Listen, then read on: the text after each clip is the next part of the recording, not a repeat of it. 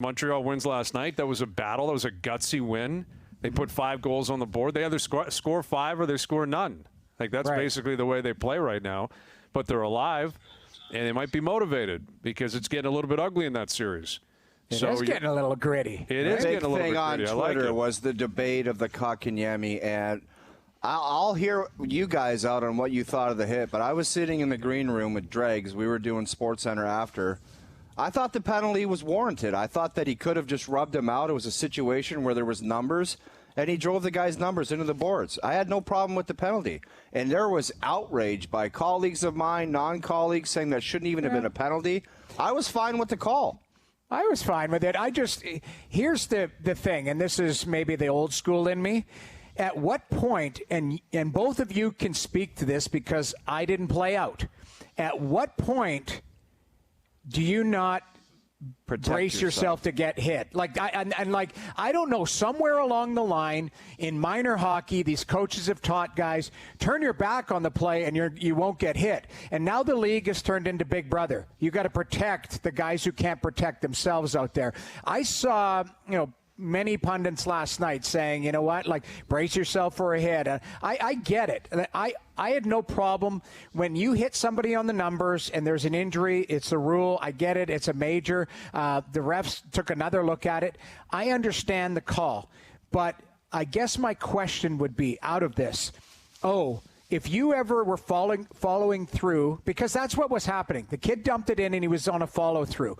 And you knew somebody was coming to hit you. What was your thought process? Would you brace? Would you get your stick up? Would you get your elbow up? Or would you say, you know what, I'm just going to turn my back on the play and hope for the best? Hope that guy turns away on the play. I only had one thought process when I knew I was about to get hit, and somebody told me, I think when I was a young kid, some former pro player came and gave you tips, or I got a tip along the way where it was just like, relax your body before you're going to get hit. Because if you tense up, that's where you're probably going to get yourself hurt. So if you just kind of relax, you might fold up like an accordion against the boards. It might look ugly, but you're not going to get hurt. I never really thought, I knew damn well if Eric Lindros is coming in the corner, don't even think about turning backwards because it could be lights out.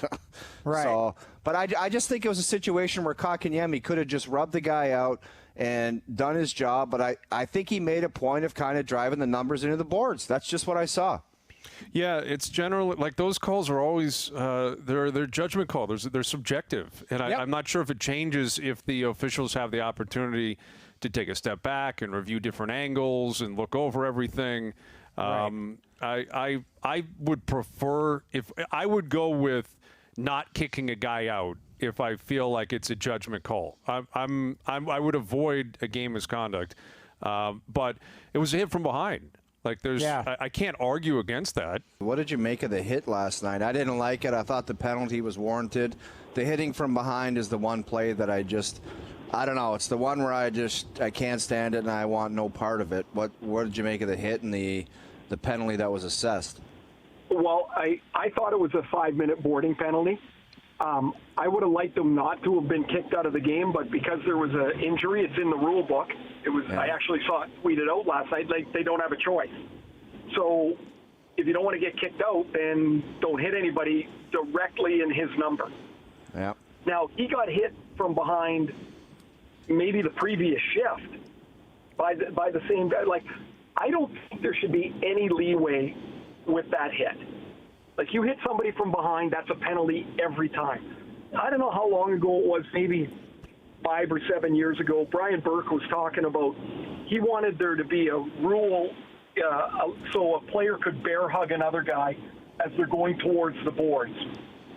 So you would wrap the guy up and take him into the boards. And it's a great idea because it takes away all the smash hard hit from behind. And Berkey's right on that. That's something they should look at because you can complain about this hit or that hit. We're just talking about Kotkaniemi's hit. It was a bad hit. Yeah, you're right, Ray. And the other thing, too, is you don't want to be right with it. And what I mean by that is a hit from behind that ends where a guy doesn't get up. And it's a severe injury. I asked this to Owen Bryan earlier, at what point did turning your back on the play? Now, I know last night, I think he was just following through, and Kotkaniemi has to be more responsible. So I'm not talking about last night. I'm just talking in general. At what point did guys start turning their back on the play, especially in dangerous areas? Like I don't remember that, in the 17 years I played. Like I don't, It's recent. I would say within the last 7 to 10 years, for sure. Like I know I played, like, just for me, I played 1,200 games. There was no bloody way I was going to turn my back on Darian Hatcher. Never. What the hell would you do that for? I think it's when the skill plays came into it, and all these skill coaches are saying, make this evasive move to escape danger. And unfortunately, some of these evasive moves are turning your back to the play. Well, I don't know. Yeah, it puts more stress, I think, on the official to determine, is the guy already committed to the hit and then he turned, or is the guy already turned and the hitter should lighten up? Right. I think there's more stress on the officials for it. But in a play like last night, so Sanheim's left-handed, he's backhanding the puck into the zone. Just by the physics of that, he has to turn his numbers into the middle of the ice. Kotkaniemi just can't hit him there. Like, there's no other way that I don't think that Sanheim could have made that play. He was already on his backhand and he was trying to shovel it in. So it's a bad hit. And I'm with you guys. Like, that stuff just can't be. It's just too dangerous for it to be allowed.